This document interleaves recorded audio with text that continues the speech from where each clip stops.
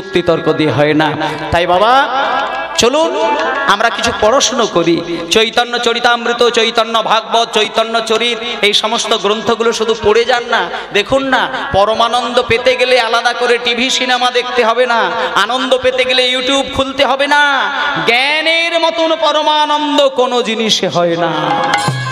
তাই চলুন একটু জ্ঞান বিকশিত করার উদ্দেশ্যে মধুময় শ্রীধাম বৃন্দাবনে সবাই মিলে চলে যাব। নিতাই গৌর প্রেমানন্দে হরি হরি বল, হরি হরি বল, হরি হরি বল। সবাই বলুন মধুময় শ্রীধাম বৃন্দাবন ধাম কি, রাধা রানী কি, শ্যাম সুন্দর কি জয়। বাহ, কত অনুরাগ না থাকলে আজকে রাত্রির 1টা বেজে গেল শ্রীকৃষ্ণের রূপগান শোনা। আমি শুধু একটা জিনিস ভগবানের কাছে প্রার্থনা করি, গান গাইতে ভালোবাসি, গান গাই, কিন্তু সারাদিন ধরে কীর্তন শোনার পরেও রাত্রির জেগে শ্রীকৃষ্ণের রূপ শোনা। এত বড় অনুরাগী ভক্ত আপনারা, আপনাদের চরণ ধুলো যেন আমি মাথায় ধারণ করে নিজের জীবনকে ধন্য করতে পারি। এটাই গৌর প্রেমানন্দে হরি বল। হে হয় না, এটা হয় না। সারাদিনের কীর্তন গানের এই ব্যথা সহ্য করা যায় না, আবার রাত্রির হয়ে যাচ্ছে, আবার রাত শুনবেন। কত ব্যাকুলতা আপনাদের, কল্পনা করা যায় না। ঈশ্বর অপার করুণা করেছেন আপনাদের, সেই জন্যই শ্রীকৃষ্ণের রূপ গান শুনছেন। দেখুন চলে এলাম আমরা বৃন্দাবনে, এইবার আমরা কৃষ্ণের রূপ শুনবো। কিন্তু একটা জিনিস বলি, কৃষ্ণের রূপ দেখতে গেলে ওই একটা জিনিসই ভাবতে হয় যে আপনি যাকে তাকে গিয়ে যদি প্রশ্ন করেন যে রসগোল্লা কোন দোকানে বেশি ভালো হয়, আপনি যাকে তাকে প্রশ্ন করলে আপনি সঠিক রসগোল্লার সন্ধান পাবেন না। রসগোল্লা কোথায় সব থেকে বেশি ভালো হয় সেটা আপনাকে যদি জানতে হয়, তাহলে রসগোল্লা যে বেশি পছন্দ করে তার কাছে খবর নিতে হবে। ঠিক তেমনি ভাবে কৃষ্ণ কতখানি আমার মিষ্টি ভগবান, কৃষ্ণ কতখানি আস্বাদনীয় প্রেমিক ঠাকুর, সেটা যদি আপনি জানার জন্য কংসের কাছে যান, আপনি বলুন তো মা, কংস আপনাকে সঠিক ঠিকানা দেবে কি? বিচার ভুল হয়ে যাবে যদি কংসের কাছে গিয়ে কৃষ্ণের সন্ধান করেন। যেমন একজন গিয়েছিল বাঙালি, রবীন্দ্রনাথ ঠাকুর সম্পর্কে বড় বাজারের একজন কাগজ বিক্রেতার কাছে গিয়ে হাজির হয়েছিল। একজন বিরাট বিখ্যাত কাগজ বিক্রেতা, বড় বাজারে তার গোডাউন। তার কাছে গিয়ে একজন জিজ্ঞেস করেছিল, সে তো আর বাঙালি নয়, সে একটু বিদেশি লোক। তাকে বলছে, আচ্ছা দাদা, আপনি তো কলকাতায় বহু বছর ব্যবসা করেন, আচ্ছা আপনি রবীন্দ্রনাথ সম্পর্কে কি জানেন? তখন তিনি বললেন, হ্যাঁ হ্যাঁ, রবীন্দ্রনাথ ঠাকুর এক বড় আদমি ছিল, যিনি আমার বহুত কাগজ বিক্রি করে দিয়েছেন। আচ্ছা এইবার বলুন, এনার ভাষায় রবি ঠাকুরকে, মানে ইনি একজন বড় কাগজ বিক্রেতা, তাই জন্য ওনার কাছে উনি একজন বড় কবি, যার জন্য ওনার অনেক কাগজ সেল হয়ে গিয়েছিল, এটাই তার পরিচয়। কিন্তু কাগজ বিক্রিটাই কি রবি ঠাকুরের পরিচয়? ওটা তার পরিচয় নয়। ঠিক তেমনি কংসের কাছে গিয়ে যদি কেউ বলে যে কৃষ্ণ কেমন গো, কংস কি বলবে? কংস আপনাকে ভুল বোঝাবে। কংস বলবে, কৃষ্ণ একটা দুষ্টু ছেলে যে আমার রাতের ঘুম কেড়ে নেয়। কিন্তু আপনি যদি কারোর কাছে না গিয়ে রাধারানীর কাছে গিয়ে বলেন যে কৃষ্ণ কেমন, কৃষ্ণ আপনাকে একেবারে কতটা রসালো, মিষ্ট, আস্বাদনীয় ভগবান, সেটা একমাত্র রাধারানী তোমাকে বুঝিয়ে দেবেন।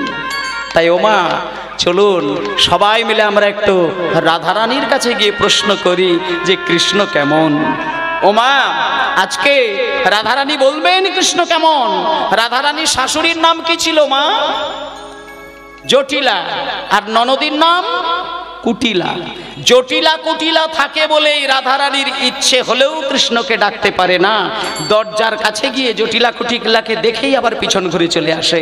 তা রাধারানী যেমন জটিলা কুটিলার ভয়ে কৃষ্ণ ডাকতে পিছু হাঁটে, তেমনি তত্ত্বের দিকে বলছে আমাদেরও হৃদয় মন্দিরের বাইরে জটিলা কুটিলা থাকে বলে আমরা কৃষ্ণকে ডাকতে ইচ্ছে করলেও ডাকতে পারি না। সেই জটিলা কুটিলা হচ্ছে কাম আর ক্রোধ। আজকে জটিলা রাধারানীকে বলছে, দেখুন তত্ত্বটা কি অপূর্ব জায়গা। সকাল বেলায় রাধারানীকে ডেকে জটিলা বলছে, বৌমা, ও বৌমা। মা, আপনি আমায় ডাকছেন? হ্যাঁ ডেকেছি। শোনো, বলছি তোমার বাবা যৌতুকের সময় একটা সোনার কলসি দিয়েছিল না? হ্যাঁ মা, একটা কলসি দিয়েছিল তো, বড় বড় সোনার কলসি তো দিয়েছিল আমার বাবা। হ্যাঁ, তাই জন্য শোনো বলি, ওই যে বাবা তোমাকে সোনার কলসি দিয়েছিল, ওই কলসিটা কতদিন আলমারিতে বদ্ধ হয়ে থাকবে? একটা কাজ করো, আজকে তুমি বিকেল বেলায় কলসিটাকে আলমারি থেকে বার করে ভালো করে পরিষ্কার করে একটু কাঁকে করে নিয়ে যমুনা নদীতে থেকে জল তুলে নিয়ে এসো। লোকে জানুক যে তোমার বাবা একটা সোনার কলসি দিয়েছে। মাঝখান থেকে লোকের কলসিটাও দেখা হলো, তোমার বাবার একটু প্রশংসাও হলো, আর সেই সঙ্গে এক কলসি কি জলও আনা হলো। এইবার রাধারানী বলছে, বাহ বাবা বাবা, মা আমাকে নিজে নিজেই বলছে জল আনতে। বাহ ওমা, আপনি চিন্তা করবেন না, আমি ঠিক চলে যাব জল আনতে। এই বলে আলমারি থেকে সোনার কলসিটাকে কাঁকে নিয়ে যমুনায় যাচ্ছে জল আনতে। এইবার যারা মা জননী আছেন তারা এটা ভালো বুঝবেন, মায়েরা যখন কলসি করে জল আনতে যায়, যতক্ষণ জলটা আনতে যাচ্ছে ততক্ষণ ভালো, কিন্তু যখনই পুকুর বা নদী বা কোনো গঙ্গা বা সমুদ্র থেকে জল তোলে, দেখবেন এটা মেয়েদের একটা স্বভাব, এটা নারী জাতির স্বভাব, এটা কোনো দোষের নয়। মেয়েরা যখন কলসি করে জল তোলে, কলসির কানাটাকে দেখবেন ধরে নিয়ে ওই পিছনটা দিয়ে একটু এইভাবে ঢেইয়ে দেয়। এটা কলসি করে জল তোলা মানেই যে টপাস করে ডুবিয়ে নেয় তা না, একটুখানি এইভাবে। কেন ঢেইয়ে দেয়? উপরিভাগের ময়লাটাকে একটু সরিয়ে দেওয়ার জন্য। এবার আর একটা জিনিস খেয়াল করে দেখবেন তো, এটা মেয়েরা ইচ্ছে করে করে না, এটা মেয়েদের একটা আপনা আপনি এসে যায়। মেয়েরা যখন কোনো পুকুর থেকে জল তুলতে যায়, যদি একা একা যায়, দেখবেন জলের কলসিটা করে কানাটাকে ডুবিয়ে জলটা তুলতে যায়, আর কানাটাও ডোবায়, আর সেই সঙ্গে একটুখানি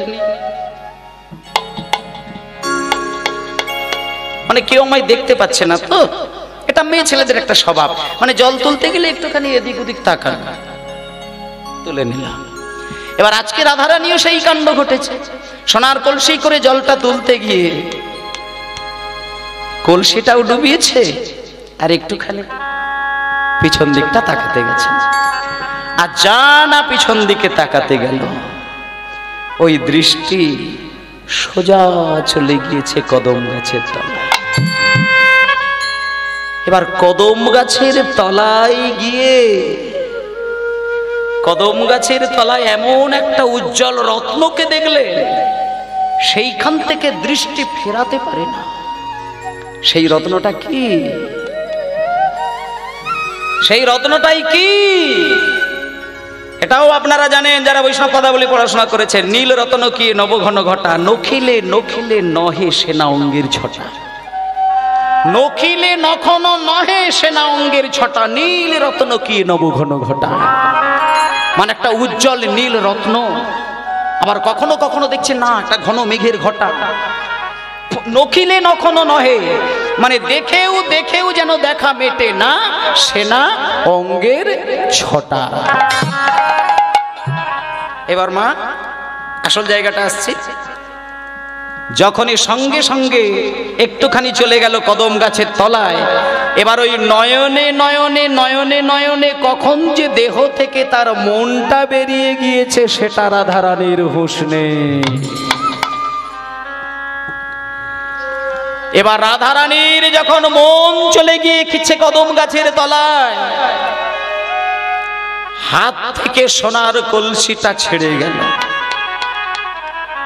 এবার একটা যদি সোনার ভারী কলসি হাত থেকে ছেড়ে যায়, এটা কি মেনে নেওয়া যায়? কিছুক্ষণ পরে যখন মনটা নিজের দেহের কাছে আসলো, তখন দেখলো কলসি হাতে নেই। ব্যাস রাধারানীর ভয় লেগে গেল। মন খারাপ করে কাঁদতে কাঁদতে বাড়িতে এসে দাঁড়িয়েছেন। এবার সঙ্গে সঙ্গে জটিলা বলছে, বৌমা, ও বৌমা, বৌমা, মা সোনার কলসি কোথায়? হারিয়ে ফেলেছে তো। কি বলবে? সঙ্গে সঙ্গে মাথাটাকে নিচু করে বলছে, মা আমি সোনার কলসিটা হারিয়ে ফেলেছি। হারিয়ে ফেলেছি মানে? কোথায় হারিয়েছে? সোনার কলসিটা জলে হারিয়ে গেছে মা। সোনার কলসিটা হাত থেকে খসে গিয়ে জলে চলে গেছে। এদিকে সোনার কলসি ভাসতে ভাসতে চলল। সোনার কলসি মনে মনে চিন্তা করছে, আমার কত ভাগ্য ভালো যে আমি কত বছর ধরে আলমারির মধ্যে বদ্ধ ছিলাম। আমার আজকে ভাগ্য ভালো হয়েছে, বদ্ধ আলমারি থেকে মুক্তি পেলাম। আরো ভাগ্য ভালো আমি রাধারানীর কোলে চড়লাম। আরো ভাগ্য ভালো আমি মায়ার সংসার ছিন্ন হয়ে আপন মনে ভাসতে ভাসতে চললাম। তাই হরি বল। আর এদিকে যখন এ রাধারানীকে ধমক দিয়েছে, বৌমা সোনার কলসিটা ডুবে হারানোর আগে তুমি গলায় দড়ি দিয়ে ডুবে মরতে পারলে না? আচ্ছা মায়েরা, এত কড়া কথা কি কাউকে বলা উচিত? বাড়ির জিনিসপত্র কি হারিয়ে যায় না? কত দামি দামি জিনিস হারিয়ে যায়, তা বলে কি এত কড়া ভাষায় কথা বলা উচিত? যখনই জটিলা বলেছেন যে কলসি হারানোর আগে তুমি ডুবে বললে না, সঙ্গে সঙ্গে ললিতা এসে জটিলার মুখ চাপা দিয়ে বলছে, মা আপনি ওইভাবে বলবেন না। আমাদের রাধারানী তো রাজার মেয়ে, এত কড়া কথা তাকে কেউ কোনোদিন শোনায়নি।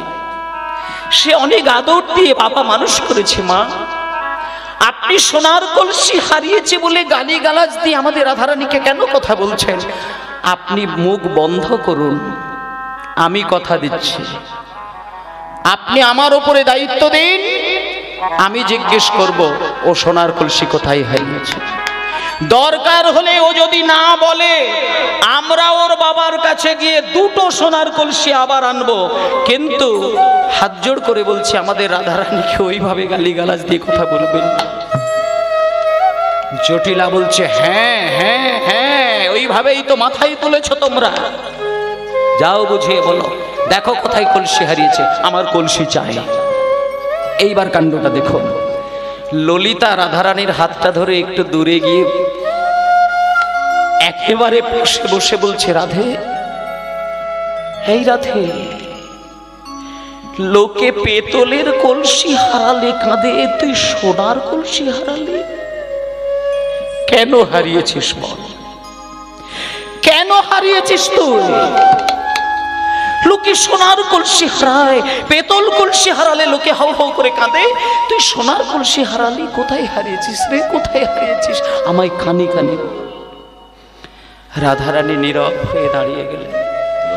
ললিতা হাজার জিজ্ঞেস করার পরেও রাধারানীর মুখে কোনো কথা নেই। শেষে ললিতা বলছে, রাধে,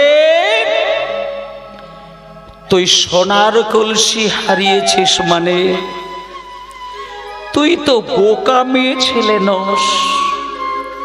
তোর মতো মেয়ে ছেলে সোনার কলসি তো হারাতে পারে না। আমার মনে হয় তুই সোনার কলসির থেকে দামি কোন রত্নের সন্ধান পেয়েছিস। তুই কি সত্যি কোনো দামি রত্নকে দেখেছিস? তা যদি দেখিস আমাকে বল, কাকে দেখলি, কোথায় তুই দৃষ্টি দিয়েছিস, কিসে তুই ভালোবেসেছিস, যা কিনা তোর দেহ থেকে সোনার কলসি হারিয়ে গেল। ভক্তমণ্ডলী, ভক্তিবতী মায়েরা, এখানে সোনার কলসিকে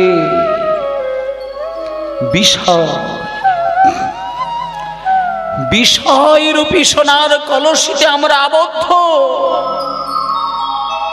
যেমন আমার আগে উত্তর গোষ্ঠ লীলা হয়, যদিও এখানে হয় না আজকে, কিন্তু হওয়া উচিত ছিল। সেই উত্তর গোষ্ঠ লীলায় ভগবান কৃষ্ণ প্রত্যেক দিন গরু বাছুরকে বেড়াতে নিয়ে যায়, কিন্তু সেই দিন কিন্তু প্রথম দিনে একটা ছোট্ট নতুন বাছুরি এসেছিল। সেই বাছুরিটাকে গোবিন্দ কোলে করে নিয়ে আদর দিতে দিতে কদম গাছের তলায় রেখে দিয়ে বলেছিল, ওরে বাছুরি, তুই কদম গাছের তলা ছেড়ে বাইরে কোথাও যাবি না, যখন বিকেল গড়িয়ে যাবে আমি তোর নাম ধরে ডাকবো, তুই আমার কাছে চলে আসবি, তুই কোথাও সরবি না, কারণ তুই শিশু। কিন্তু এই ছোট্ট বাছুরি সে তো অত শত বোঝে না। কদম গাছের তলা ছেড়ে যখন একটুখানি দূরে সরে গেল, দেখলো কি মিষ্টি ঘাস। আরো এগিয়েছে, আরো মিষ্টি ঘাস, আরো এগিয়েছে, আরো মিষ্টি ঘাস। ওই মিষ্টি ঘাসের লোভে লোভে লোভে ছোট্ট মঙ্গলি হারিয়ে গেল গভীর জঙ্গলে। এখানে ওই মিষ্টি ঘাসটা কি বিষয়, বিষয় ভগবান আমাদের সংসারে বসিয়ে দিয়ে যায়। মা বাবা জন্ম দেয়, কিন্তু মা বাবা কি কোনো মরণকে বাঁচিয়ে দিতে পারে? যখন মানুষ মরে যায়, পরম পিতা যে আমার মা বাবা, সে কি পারে মৃত শরীরে প্রাণ ফিরিয়ে দিতে? তাহলে তুমি মা বাবার কোলে জন্ম নিয়েছো বলে স্রষ্টা কি তোমার মা বাবা? স্রষ্টা হলো বিধাতা। বিধাতা তোমাকে সংসারে বসিয়ে দিয়ে যায়, কিন্তু সংসার রূপী সোনার কলসিতে মন পড়ে যায় বলে তুমি গোবিন্দকে চেনো না। কিন্তু যে গোবিন্দে মন দেয়, তার এই সোনার কলসি হাত থেকে এইভাবে অনায়াসেই দূরে সরে যায়। যখনই বলেছে সোনার কলসি কোথায় হারালি, রাধা রানী বলছে, ললিতারে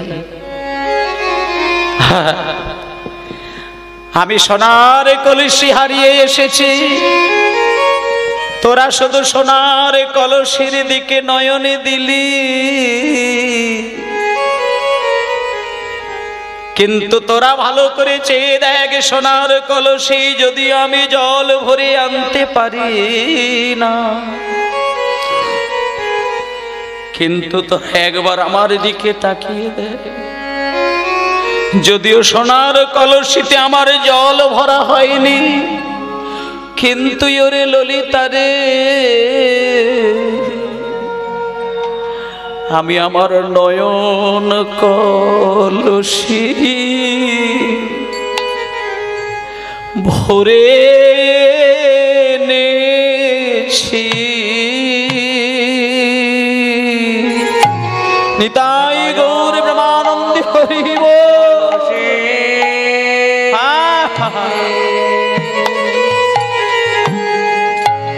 আমি ভরে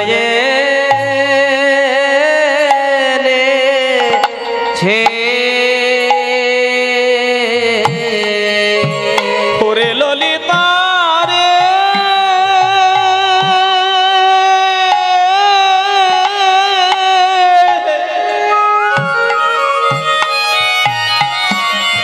ওরে বিশাখা রে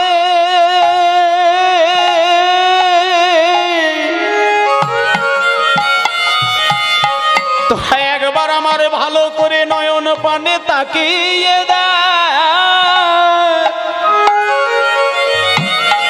ওরে বিশাখা রে তাই গৌর ব্রহ্মানন্দ হরি বল।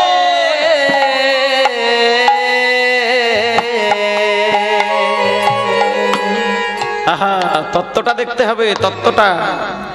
রাধারানী হয়তো সোনার কলসি করে জল আনেনি, কিন্তু রাধারানীর হৃদয়ে যে ভরা রয়েছে কৃষ্ণ প্রসাদ, কৃষ্ণ প্রেম, আর নয়নে রয়েছে নয়ন কলসিতে প্রেমের বাড়ি।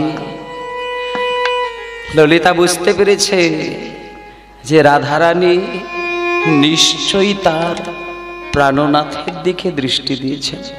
আসলে মায়েরা একটা কথা বলি, ভালোবাসার মানুষকে দেখতে পেয়ে গেলে হঠাৎ করে কিন্তু সবই হারিয়ে ফেলে। আর একটা কথা বলি, ভালোবাসতে সবাই পারে না। সত্যিকারের যদি কেউ ভালোবেসে ফেলে,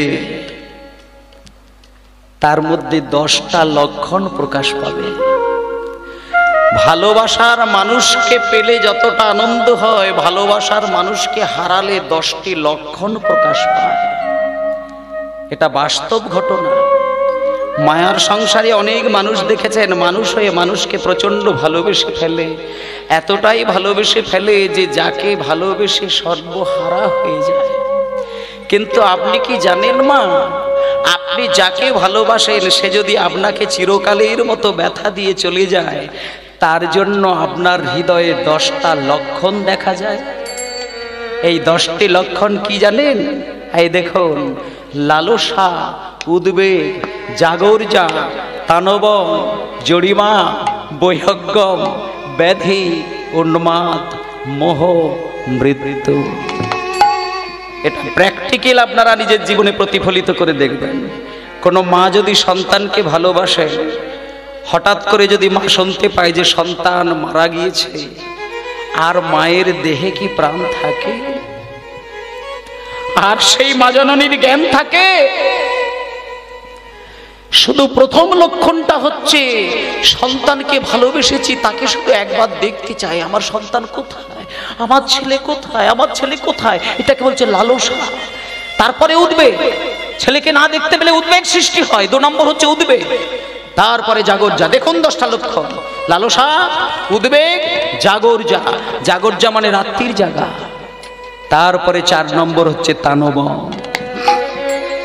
তানবং মানে লালসা, উদ্বেগ, জাগরজা, তানবং। তানবং মানে রাত জেগে জেগে জেগে জেগে জেগে জেগে শরীর পাটকাঠির মতো ক্ষীণ রুগ্ন, তানবং। লালসা, উদ্বেগ, জাগরজা, তানবং, জরিমা। 5 নম্বর লক্ষণ হচ্ছে জরিমা। আপনারা দেখবেন জরিমা মানে কথার মধ্যে জড়তা, আর জিহ্বা স্পষ্ট কথা বলতে পারে না, জড়িয়ে যাচ্ছে। আমার ছেলে কোথায়, ছেলে কোথায়? কেউ যদি এসে জিজ্ঞেস করে, সে স্পষ্ট করে কথা বলতে পারে না, জরিমা। তাহলে লালসা, উদ্বেগ, জাগরজা, তানবং, জরিমা। বৈহগ্গম মানে ব্যাকুলতা, ব্যাধি। 7ম দশা ব্যাধি। এইবার শরীরে ব্যাধি এসে যাচ্ছে। 8ম দশা কি? উন্মাদ। 9ম দশা মোহ। মোহ দশাটা কিন্তু আপনারা সবাই জানেন। আপনারা ইংরেজিতে যেটাকে বলে কোমা স্টেজ। মানুষ যখন নার্সিং হোমে, হসপিটালে ভর্তি থাকে, মরার কিছুটা আগের স্টেপে যখন চলে যায়, আমরা বলি না যে রোগীটা কোমায় চলে গেছে? ওটাকে বলছে মোহ দশা। কখন বুঝবেন কোমায় চলে যায়? দেখবেন তাকিয়ে রয়েছে, নিঃশ্বাস বইছে, পাশে হাত নাড়িয়ে দেখবেন কিচ্ছু দেখতে পাচ্ছে না। এটাকে বলছে মোহ দশা, ইংরেজিতে কোমা স্টেজ। আর 10ম দশায় মৃত্যু।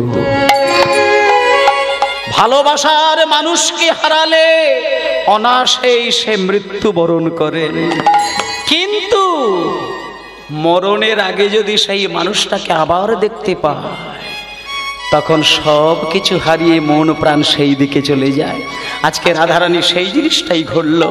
আজকে ললিতা বিশাখাকে বলছে, ওরে ললিতা, আমি যখনই সোনার কলসি করে জল আনতে গিয়েছিলাম, আমি দূরে কি দেখলাম জানিস?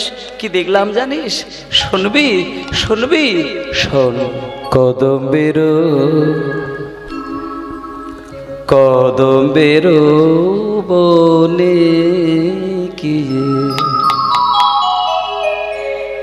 শ্যাম চিকনিয়া গো, রূপহেরি হাইলাম জাতি, জাতি কুল মজাইয়া গো। নিতাই গৌর হরি বল। অপূর্ব পদাবলী, সব পদাবলী নিয়ে চর্চা আজকালকার দিনে হচ্ছে না। কদম্বের বনে কি শ্যাম চিকনিয়া, রূপহেরি আইলাম জাতিকুল মজাইয়া। জাতকুল মার কার জন্য থাকবে? কৃষ্ণের কাছে জাতের বিচার, কৃষ্ণের কাছে কুল। জাত, কুল, মান, ইহকাল পরকাল সবকিছু দিয়ে ভালোবাসলে তবে তো তোমাকে রাজা করে দেবে। ভালোবাসার মানুষের জন্য সবই দিয়ে দাও, প্রতিদানে শুধু ভালোবাসা চাইবে, কিচ্ছু চাইবার দরকার নেই। তাই বলছি ললিতা, কদম্বের বনে কি শ্যাম চিকনিয়া গো। তাই গৌর হরি বনে গিয়ে শ্যাম চিকনিয়া গো, কদমের বনে শ্যাম চিকনিয়া গো কদমের বনে গিয়ে শ্যাম চিকনিয়া গো রূপহেরি আইলাম জাতি কুল মজাইয়া গো আমি রূপহেরি আইলাম জাতি জাতি কুল মজাইয়া গো কদমের হরি হরি হরি হরি বল শ্যাম চিকনিয়া গো কদমের বনে গিয়ে কদমের বনে গিয়ে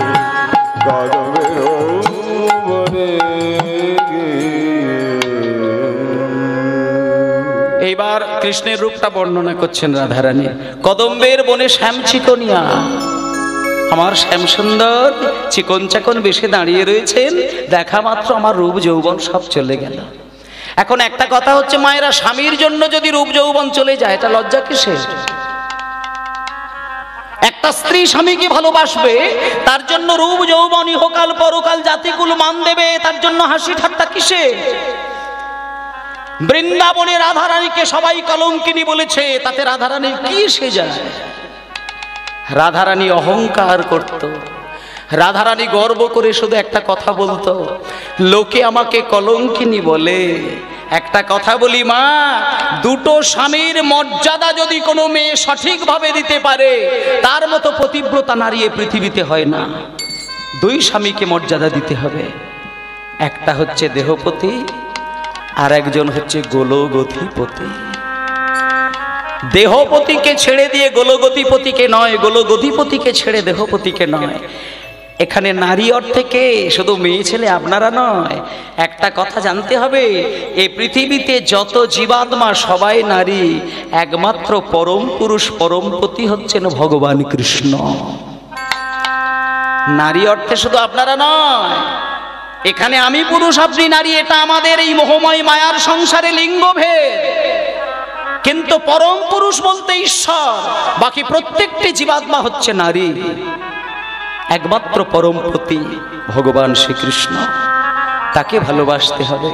তাই রাধারানী সমাজের প্রত্যেকটা মানুষের কথা শোনে, আর মনে মনে সবাই বলে যে আমি আমার দেহপতি আয়ানকেও ভালোবাসি আর জগৎপতি কৃষ্ণকে ভালোবাসি। লোকে আমাকে কলঙ্কিনী বলে বলুক, আমার তাতে কিচ্ছু এসে যায় না। এরকম কলঙ্কিনী যুগে যুগে থাকতে চায়, কিন্তু আমি দেহপতি গোলকপতিকে ছাড়া জীবন কাটাবো না। তাই জন্য সেই ঘটনা। ওমা, আজকে কিরকম রূপ দেখলে?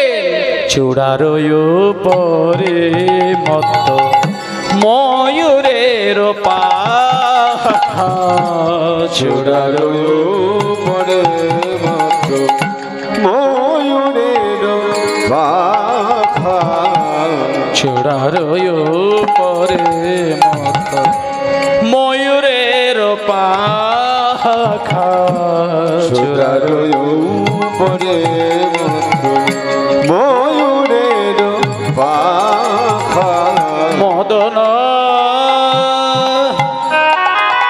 মহেন্দ্র ধনু কি বা দিল দেখা, মদন মহেন্দ্র ধনু কি বা দিল দেখা, বিদায় গৌর হরি হরি বল। ভাবছি গো ইয়া গো কদমের বনে গিয়ে, ভাবছি গো ইয়া গো কদমের বনে গিয়ে, কদমের বনে গিয়ে। চূড়ার উপরে মত্ত ময়ূরের পাখা। মাগো, কৃষ্ণের মাথায় ময়ূরের পালকের চূড়া। কৃষ্ণ যখন গিরি গোবর্ধন পর্বত তুলে ধরেছিলেন, কৃষ্ণের বলে তিনি তুলে ধরেছিলেন না রাধারানীর বলে কৃষ্ণ তুলে ধরেছিলেন? হ্যাঁ, কৃষ্ণ যখন গিরি গোবর্ধন পর্বত তুলে ধরেছিলেন, কৃষ্ণের নয়ন ছিল রাধারানীর নয়নে। নয়নে নয়নে রাধারানী শক্তি সঞ্চার করছিলেন, সেই বলে কৃষ্ণ গিরি গোবর্ধন পর্বত তুলে ধরেছিলেন। আজকে কৃষ্ণের মাথায় ময়ূরের পালকের চূড়া রাধারানী দেখলেন, চূড়ার ওই উপরে মত্ত ময়ূরের পাখা, মদন মহেন্দ্র ধনু কিবা দিল দেখা। আজকে যে চূড়া শোভা পাচ্ছে সেই চূড়া তো আসলে কে? সে তো ভক্তেরই। কৃষ্ণ তো একদিন রাধারানীকে ছেড়ে দিয়ে একটুখানি একটা ভুল করেছিল। প্রতিদ্বন্দ্বিনী চন্দ্রাবলী, গত জন্মে ছিল বিরজা। কৃষ্ণ রাধারানীর সঙ্গে কথা বলতে বলতে বলতে বলতে বলতে বলতে রাধারানী যখন কৃষ্ণের কোলে মাথা রেখে ঘুমিয়ে পড়েছিলেন, তখন রাধারানীকে ছেড়ে দিয়ে কৃষ্ণ বিরজার কুঞ্জে গিয়ে বিরজাকে কোলে মাথা রেখে দিয়ে বিরজার সঙ্গে কথা বলছিলেন। আস্তে এবার বিরজার সঙ্গে কথা বলতে বলতে রাধারানী হঠাৎ করে একটা ভয়ঙ্কর স্বপ্ন দেখে চমকে উঠলেন। ভালোবাসার মানুষ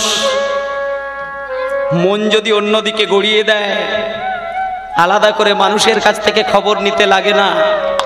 ভালোবাসার টানে সে ঠিক বুঝতে পারে। আপনি যাকে ভালোবাসেন না, সে যদি অন্য কাউকে মন দেয়, বিধাতার কি নিয়ম, আপনার মন ঠিক বুঝতে পারবে যে আমার মানুষ আমা হতে অন্যদিকে চলে যাচ্ছে। এটাই হচ্ছে ভালোবাসার লক্ষণ। আজকে রাধারানীকে ছেড়ে দিয়ে কৃষ্ণ যখন বিরজার কুঞ্জে গিয়েছেন, রাধারানী একটা ভয়ঙ্কর স্বপ্ন দেখলেন। আর একটা জিনিস বলি মা, যখন কোন স্ত্রী স্বপ্ন দেখে বিছানায়, ভয়ের স্বপ্ন দেখলে স্ত্রী হাউমাউ করে জড়িয়ে ধরে স্বামীর দিকে কিন্তু নাম ধরে স্বামীকে জড়িয়ে ধরতে যায়। এটা কোনো লজ্জা পাবার নয়। ভালোবাসার মানুষকে ভয়ে পড়ে জড়িয়ে ধরবে, লজ্জা কিসের? আজকে রাধারানী ভালোবাসে কৃষ্ণকে, তাকে যখনই জড়িয়ে ধরতে গেল প্রাণনাথ বলে পেলেন না, কেঁদে উঠলেন। এ কি? তাহলে আমি যা দেখলাম স্বপ্নে তা কি সত্যি? আমি তো ভয়ের স্বপ্ন দেখলাম, আমি তো দেখলাম আমি কৃষ্ণ হারা হতে চলেছি, তাহলে কি এটা সত্যি? সঙ্গে সঙ্গে রাধারানী বাইরে বেরিয়ে বিরজার কুঞ্জে দৃষ্টি দিয়েছেন। তবে কি প্রাণনাথ বিরজার কুঞ্জে বাইরে থেকে যা ভাবলো তাই। যখনই বিরজার কুঞ্জে রাধারানীর চরণ বসেছে, সঙ্গে সঙ্গে বিরজার কুঞ্জটা কেঁপে উঠল। যখন এই রাধারানীর চোখের জল পড়েছে, বিরজার কুঞ্জ থরথর করে কাঁপছে। হঠাৎ করে রাধারানীকে দেখা মাত্র বিরজা নদী রূপ ধরল, আর কৃষ্ণ একটা সাপ হয়ে গেল। রাধারানী টপ টপ করে কাঁদছে, মুখে কিছু ভাষা নয়। রাধারানী শুধু বলছে, প্রাণনাথ তুমি আমার সঙ্গে ছলনা করছো, আমিও তোমায় পরীক্ষা করব। এই বলে ময়ূর রূপ ধারণ করে মাথায় আঘাত করছে, সহ্য করতে পারলেন না। সঙ্গে সঙ্গে কৃষ্ণ নিজ রূপ হাত জোড় করে প্রকট হয়ে বললেন, রাধে আমি তোমার কাছে পরাজিত, আমি পরাজয়ের চিহ্ন বহন করব। রাধে তোমার ওই পালক আমার মাথায় দাও, আমি সারা জীবন পরাজয়ের চিহ্ন বহন করব। তাই সেই চিহ্ন আজকে রাধারানী দেখলেন। তাই বলল, চূড়ার পরে মত ময়ূরের পাখা, চূড়ার পরে মত ময়ূরের পাখা, মদন এক এক করে কত কিছু দেখলেন। চূড়ার উপরে মত্ত ময়ূরের পাখা, মদন মহেন্দ্র ধনু কিবা দিল দেখা, বদন কমল কিয়ে পুনমিক চন্দ্র। এসব এক এক করে রূপের পদগুলো রাধারানী ব্যাখ্যা করছেন। যখন অবশেষে সমস্ত ব্যাখ্যা শুনতে পেল, তখন ললিতা, বিশাখা, চিত্রা, চম্পকলতা, ইন্দুরেখা সবাই মিলে রাধারানীকে বললেন, রাধে আর কি দেখলি? আরো আমি দেখেছি। আর কি দেখলাম? বদন কমল পৌনমিক চন্দ্র, বদন কমল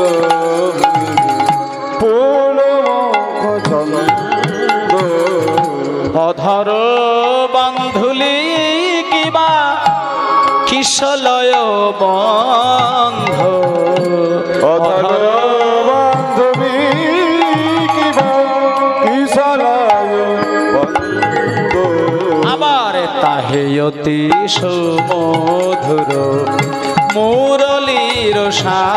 গানে তাহেয়তি সুমধুর নিতাই গৌর প্রেমানন্দে হরি বল। তাহেয়তি সুমধুর মুরলী গন্ধ ভাঙিল আখির লাজ সান্ধাইল কানে ভাঙিল আখিল রাজ সান্দাইল কানে ওমা কখন মন হরণ হয়ে গেল রাধারানী যখন দেখলো সেই প্রাণনাথ কৃষ্ণের হাতে একটা বাঁশি আর সেই বাঁশি থেকে একটা সুর বেরিয়ে এলো সেই সুর রাধারানীর কর্ণে। এইখানটাই মূল তত্ত্ব। কৃষ্ণকে দেখা মাত্র যত না কাঁদে মানুষ তার বাঁশির সুরে সবকিছু হারায়। ত্রিভুবনকে পাগল করানোর জন্য কৃষ্ণের এই লীলা। বেনু বংশী মুরলী তিনটে জিনিস নিয়ে কৃষ্ণ বিরাজ করেছে পৃথিবীতে। বেনু বংশী মুরলী স্বর্গ মর্ত পাতাল ত্রিভুবনের মানুষকে পাগল করে ওই তিনটে বাঁশিতে। আজকে যখনই তিনটে বাঁশি বেজে উঠল তখন রাধারানী পাগলিনী হয়ে গেলেন। তাই জন্য আজকে রাধারানী ললিতা বিশাখা চিত্রা চম্পকলতা সবাই শুনতে পেলেন সেই মধুর মিষ্টি সুর। ও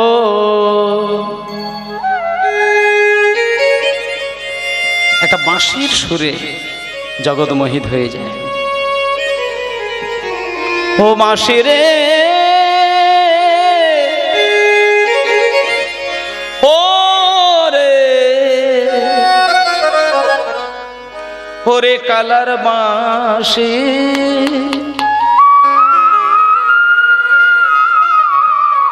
বাঁশির সুর শুনলে আপনি এখানে বসে থাকতে পারবেন না মা। ওই বাঁশিটাই হচ্ছে সব থেকে সর্বনাশ। বৃহস্পতি যজ্ঞের কাছ থেকে বাঁশি উঠেছিল তো তাই জন্য এইসব বাঁশির সুর শুনলে সবকিছু হারিয়ে যায়, মনে হয় যেন আমার নিজের মানুষ ডেকেছে তার কাছে যেতে হবে। সেই জন্য আজকে রাধারানীও শুনতে পাওয়ার সঙ্গে সঙ্গে আর বেজনা আর বেজনা ওরে কালার বাঁশি বাঁশি ওরে কালার হরি হরি হরি হরি বল। ও বাঁশি রে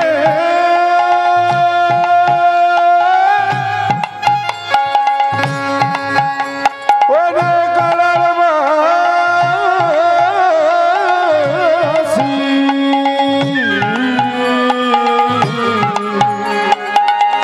কোনে বাঝাড়ে ছিলা বাঁশি রে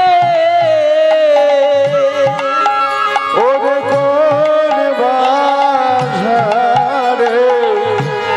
ছিল বাঁশি রে যদি সেই ঝাড়ের নাগাল পায় ঝাড়ের নাগাল পায় ঝাড়ের ডাহালে মূলে উপাড়িয়া ডাহালে মূলে উপারিয়া তোরে ঝাড় মূলে উপারিয়া ঝাড়ের ডাহালে মূলে উপাড়িয়া ডাহালে মূলে উপারিয়া দিতামে সাগরে ভাসাইয়া হরে হরি হরি বল। বাঁশি ওরে কালার বাঁশি বাঁশি ওরে কালার বাঁশি বাঁশি ওরে কালার বাঁশি সঙ্গে সঙ্গে বাঁশির সুর পাওয়া মাত্র ছুটে চলল রাধারানী ললিতা বিশাখা চিত্রা চম্পকলতা ইন্দুরেখা সুদেবী রঙ্গদেবী সবাই মিলে চলেছেন আজকে বৃন্দাবনে। নপুরের রুনু ঝনু পড়ে গেল সারায় নপুরের রুনু ঝনু পড়ে গেল সারা নাগর চমকিয়া উঠি বলে রাই এলো পারা চমকিয়া উঠি বলে আইসো আইসো ও গো রাধে বিনোদিনী রাধা, আইসো আইসো ও গো রাধে বিনোদিনী রাধা, তোমার দর্শনে দূরে যাবে মনুষ্য বাধা, দর্শনে দূরে যাবে রাধে রাধে জয় রাধে, রাধে রাধে জয় রাধে, রাধে রাধে জয় রাধে, রাধে রাধে জয় রাধে। আজকে রাধারানী নূপুরের ধ্বনি করতে করতে কুঞ্জের মধ্যে দাঁড়ালেন এবং কুঞ্জবনে যখনই এসেছেন শ্যামসুন্দরের বাম পাশে রাধারানী দাঁড়ালেন এবং রাধা আর কৃষ্ণ সবাইকে দুইজনকে দাঁড় করিয়ে দিয়ে দাঁড়াইল শ্যামের পাশে নবীন কিশোরী, উন্মত্ত নাচে তারা দুহুর পোহেরি, হরি হরি হরি বলে তারা বহুর মোহেরি, উন্মত্ত নাচে তারা ময়ূর ময়ূরী, উন্মত্ত নাচে তারা বহুর পোহেরি। গোবিন্দ দাস রূপের মাধুরী দেখছে যেন নবজলধর কোণে স্থির মেঘের বিজুরি। আজকে আমরা সেই রাধা আর কৃষ্ণকে সেই রূপের মাধুরীতে ভরা এক বেদির উপরে দাঁড় করিয়ে রাখলাম। এইবার আপনি সেই রাধা কৃষ্ণের রাস দর্শন করবেন। সবাই মিলে বলুন রাধা রানী কি, শ্যাম সুন্দর কি, বৃন্দাবন ধাম কি, আপন আপন গুরুদেব কি। হরি বল হরি বল হরি বল হরি বল হরি বল হরি বল হরি বল হরি বল হরি বল হরি বল হরি বল হরি বল।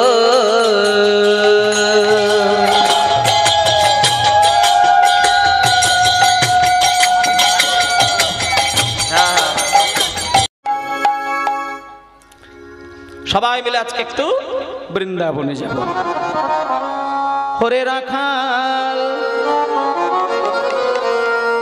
আর বলে দে বলে দে বলে দে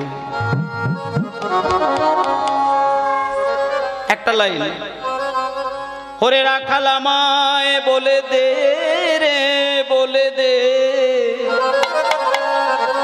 কোথায় বৃন্দাবন, বৃন্দাবন গোঠের রাখালে বলে দে কোথায় বৃন্দাবন, রাখালে রাজা গোপাল আমার খেলে অনুক্ষণ, কোথায় বৃন্দাবন। হরি হরি বল রাখাল বলে দে কোথায় বৃন্দাবন, রাখাল রাজা গোপাল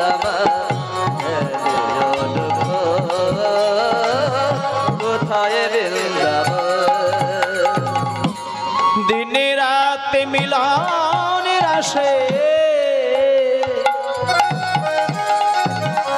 চাঁদ হাসে রে চাঁদের পাশে, যেটা দিনে রাতে মিলনের আসে চাঁদ হাসে চাঁদের পাশে, যেথায় দিন রাতে মিলনের আসে চাঁদ হাসে রে চাঁদের পাশে, পথের ধুলাই ছড়িয়ে আছে, পথের ধুলাই ছড়িয়ে যারে পথের ধুলাই ছড়িয়ে আছে শিহরি চন্দন, কোথায় বৃন্দাবন